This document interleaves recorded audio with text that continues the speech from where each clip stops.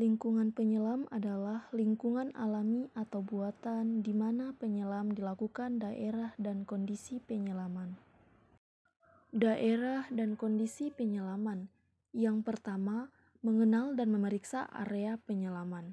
Sebelum seseorang menyelami suatu perairan, ia harus terlebih dahulu mengetahui apakah daerah tersebut baik untuk dijadikan lokasi penyelaman dan apakah sesuai dengan tujuan penyelaman yang akan dilakukan. Hal-hal yang perlu diperhatikan dalam menentukan daerah penyelaman yang terbagi atas pergerakan air, fasilitas, tipe kontur dasar, cuaca, dan perkiraan titik masuk dan keluar.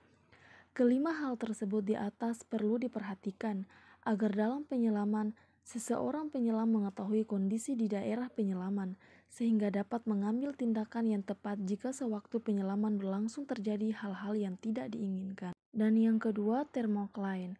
Thermocline adalah lapisan-lapisan air yang suhunya berbeda. Dan yang ketiga, komposisi dasar, terbagi atas berlumpur, berpasir, dan karang. Berlumpur sangat berkaitan dengan visibility. Berpasir lebih baik dari daerah berlumpur, dan karang perlu perlindungan untuk menghindari goresan. Oke baik, langsung saja yang pertama, pergerakan air. Pergerakan air terbagi atas dua. Yang pertama, ombak, dan yang kedua pasang surut. Seperti gambar yang sudah tertera di samping, bahwa ombak atau gelombang adalah suatu pergerakan naik turunnya air laut yang terjadi akibat beberapa faktor. Ombak bisa diakibatkan oleh angin, gravitasi matahari dan bulan, letusan gunung berapi atau gempa di laut, kapal yang bergerak dan sebagainya.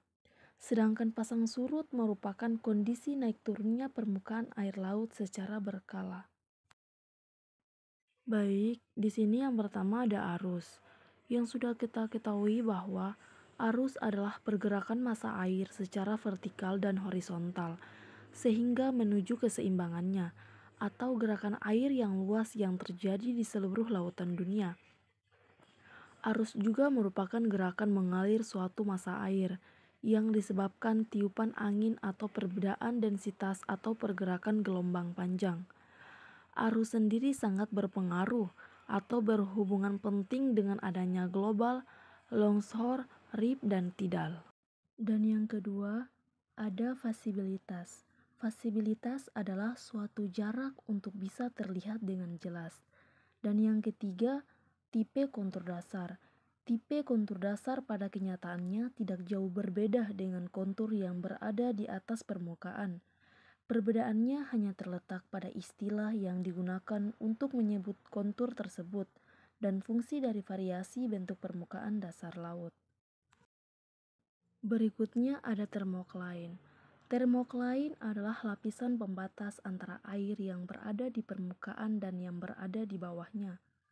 Pada umumnya lapisan ini memiliki fluktuasi suhu yang sangat tajam dibandingkan dengan lapisan air lainnya.